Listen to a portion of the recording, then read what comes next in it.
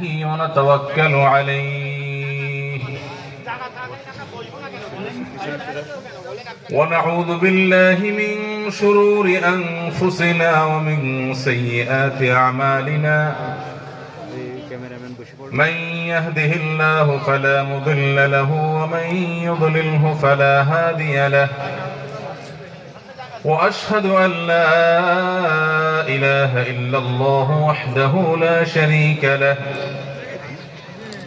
وأشهد أن محمدا عبده ورسوله أرسله بالحق بشيرا ونذيرا وداعيا إلى الله بإذنه وسراجا منيرا أما بعد فقد قال الله تبارك وتعالى في كلامه المجيد وفرقانه الحميد أعوذ بالله من الشيطان الرجيم إن عدة الشهور عند الله 12 شهرا في كتاب الله يوم خلق السماوات والأرض منها 4 حرم ذلك الدين القيم فلا تظلموا فيهن أنفسكم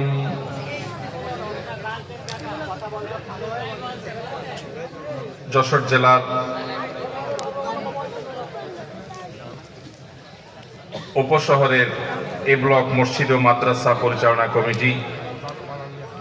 এবং এলাকাবাসীর উদ্যোগে আয়োজিত আজকের এই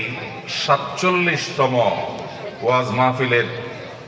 সম্মানিত সভাপতি, উপস্থিত ওয়াজিবুল ইহতারাম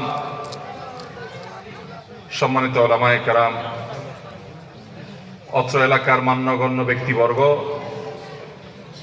এবং আমার প্রাণপ্রিয় দিনদরদি ভাইরা এবং পর্দার আড়ালে থাকা মা ও বোনেরা, আল্লাহ রাব্বুল আলামিন আমাদেরকে কোরআন এবং হাদিসের কথা বলা এবং শোনার তৌফিক দিয়েছেন এমন একটি সময় যখন চতুর্দিকে ফিতনার জোয়ার বইছে। এরকম একটা সময় আল্লাহ তাআলা আমাদেরকে কোরআন এবং হাদিসের কথা শোনার জন্য মাহফিলের শামিয়ানার নিচে একত্র হওয়ার বসার তৌফিক দিয়েছেন। এই জন্য রব্বে কারীমের কাছে আমরা শুকরিয়া জানাই, আলহামদুলিল্লাহ।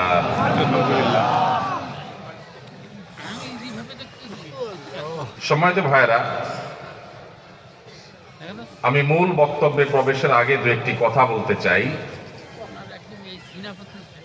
আর সেটা হলো এই যে ভাই মোবাইলটা আপনি একটু নামান, লাইট দিয়ে রাখছেন, মাশাআল্লাহ, এটা চোখে লাগে।